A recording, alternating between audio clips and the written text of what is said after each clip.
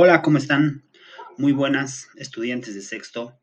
Estamos avanzando la filosofía de Aristóteles, ¿no? Estamos desarrollando este tema a partir de la lectura El mundo de Sofía. Y lo que ustedes tienen que hacer, por supuesto, es ir leyendo, ¿no? Leyendo este libro desde la página 112 hasta la 129, que comprende un recorrido por el pensamiento de Aristóteles, una de las cumbres máximas del pensamiento filosófico de la antigua Grecia. ¿De acuerdo?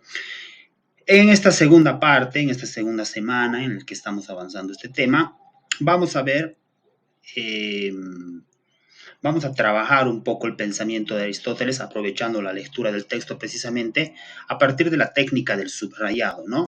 Los textos de filosofía en general son textos complejos, requieren mucha atención, digamos, ¿no? Es muy difícil leer filosofía mientras la tele está a un alto volumen, estás en el trufi y hay mucho ruido. Eh, es muy difícil leer filosofía en condiciones donde hay demasiadas interrupciones, demasiados estímulos, ¿no? Entonces, necesitamos un lugar más o menos tranquilo, necesitamos sobre todo y muy, muy importante, concentrarnos, mantener nuestra atención en el texto para entender lo que estamos leyendo. Muchas veces algunos estudiantes me dicen, no he entendido el texto, es muy posible no entender, a todos nos ocurre. A mí me sigue ocurriendo que con determinados textos de filosofía me cuesta entenderlos, entonces tengo que redoblar mis esfuerzos. Sí, redoblar mis esfuerzos quiere decir prestar más atención de la que estoy prestando o quizá releer una y otra vez un texto. De hecho, eso es una cosa que hay que hacer todo el tiempo, sobre todo cuando con lectura compleja.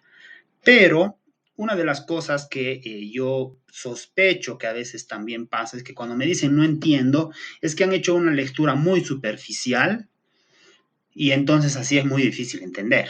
No estamos leyendo Condorito, no estamos leyendo un chat en el WhatsApp, estamos leyendo textos de problemas un poco áridos, de problemas complejos, entonces hay que prestarle su debida atención. Una de las técnicas para poder desarrollar mejor nuestra capacidad de leer textos filosóficos, va, y cualquier texto que tiene cierta complejidad, ustedes en su formación superior van a encontrarse con textos mucho más complejos que lo que leen en secundaria y por lo tanto tienen que acostumbrarse. Entonces, les decía, una de las técnicas para facilitar la lectura, sobre todo de textos que requieren más atención, más trabajo, es el subrayado. Entonces, vamos a trabajar esa técnica aprovechando la lectura que estamos haciendo del libro El mundo de Sofía en la sección de Aristóteles. Lo que yo les voy a pedir, sobre todo, es que prestemos atención a esto, ¿no? A esta primera sección. Estoy dentro ya de Aristóteles y un primer subtítulo dentro de la, la parte que corresponde al pensamiento de Aristóteles en el libro es este subtítulo, que es una introducción biográfica al pensamiento de este filósofo. Titula Filósofo y científico, como ustedes pueden ver. No, voy a leer, más o menos es una página, lo voy a leer y vamos a ir subrayando. ¿Sí? Querida Sofía, seguramente estarás asombrada por la teoría de las ideas de Platón. No eres la primera, no sé si te lo has creído todo o si también has hecho algunas objeciones críticas. En este caso puedes estar segura de que las mismas objeciones fueron hechas por Aristóteles, 384-322 a.C., que fue alumno de la Academia de Platón durante 20 años. En ese párrafo, si nos detenemos un poco, si quisiéramos resaltar alguna idea biográfica, porque fíjense que esta es una idea biográfica, empieza introduciendo un poco lo que vamos a encontrar en muchas partes del texto, vamos a encontrar un contraste, esto quiere decir una comparación entre el pensamiento de Platón y el de Aristóteles, ¿no? Entonces, una de las cosas que podemos ir subrayando es esta idea muy importante, bueno, no es una idea, ¿no? Este dato importante, que es el año de nacimiento de Aristóteles. Entonces lo subrayo, ¿sí?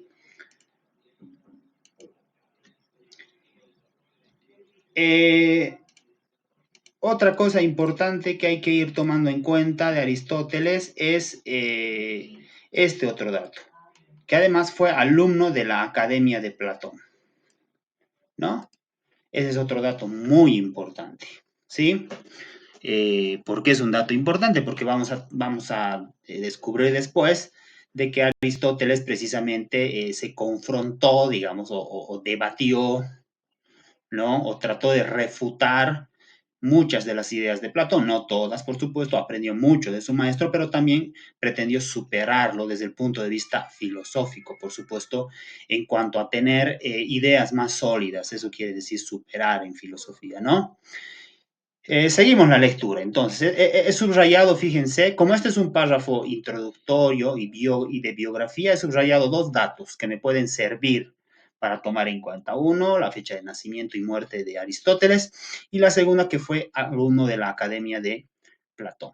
Seguimos al segundo párrafo. Aristóteles no era ateniense, provenía de Macedonia y llegó a la Academia de Platón cuando éste tenía 61 años. Era hijo de un reconocido médico y por consiguiente científico.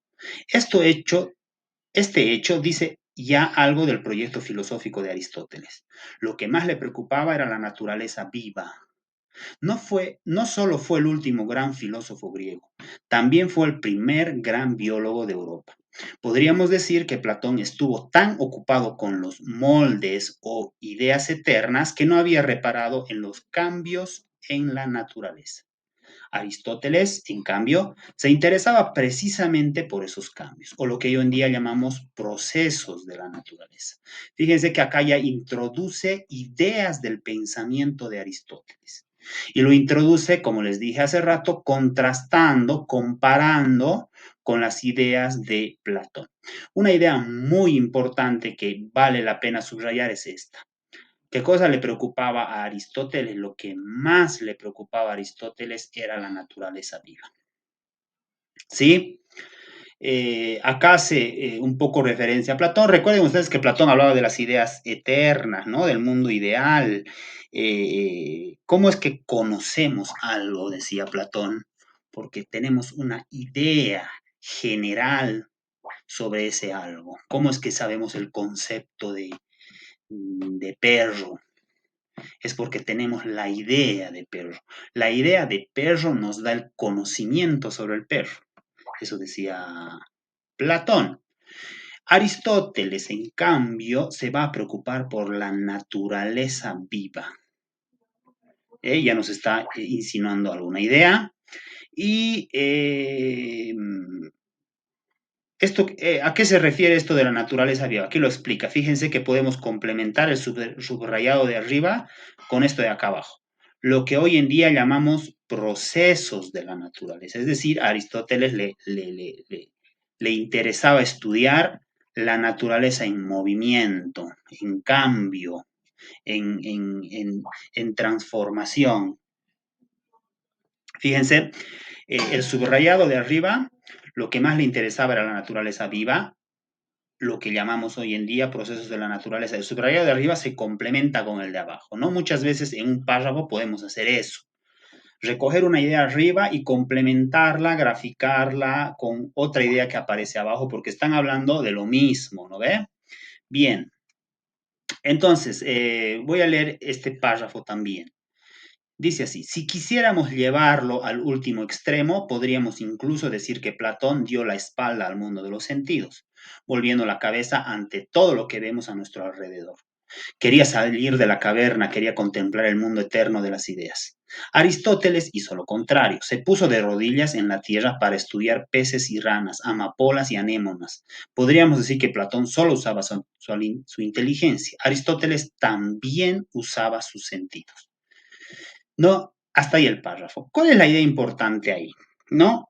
Un poco recapitulo lo que está diciendo el párrafo. Para Platón lo importante son las ideas. A través de la razón conocemos el mundo. Para conocer el mundo hay que dejar de ver las sombras. ¿Y qué eran las sombras para Platón?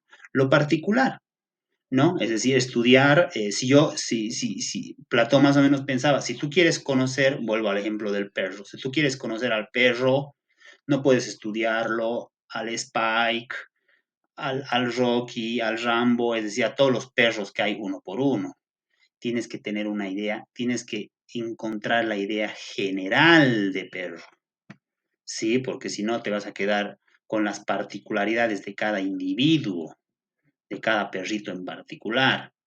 Aristóteles, un poco lo que decía era, no podemos solamente encontrar el conocimiento a través de la razón, el conocimiento empieza en los sentidos, empieza en lo particular, si ustedes quieren, ¿no?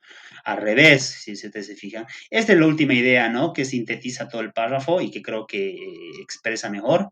Platón solo usaba su inteligencia, Aristóteles también usaba sus sentidos. Esa sería la idea a subrayar ahí. Bien, leo este último párrafo más para ir terminando el ejemplo y luego les explico cómo van a trabajar ustedes en la plataforma.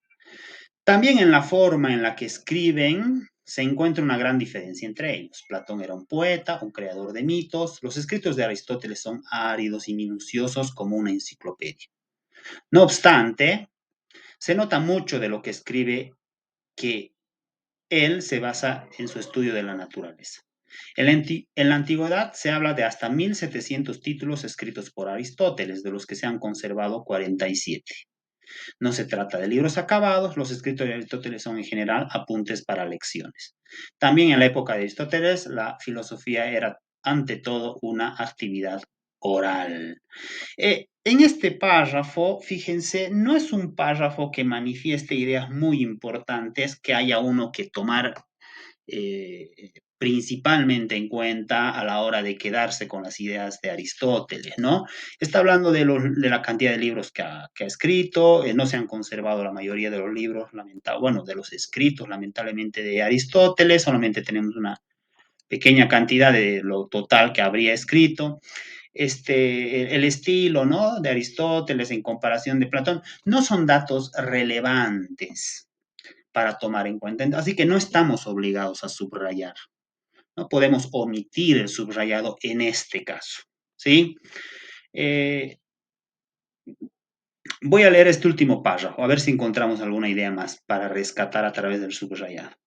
La gran importancia de Aristóteles en la cultura europea se debe también en buena medida al hecho de que fuera él quien creara el lenguaje profesional que las distintas ciencias emplean hasta hoy en día.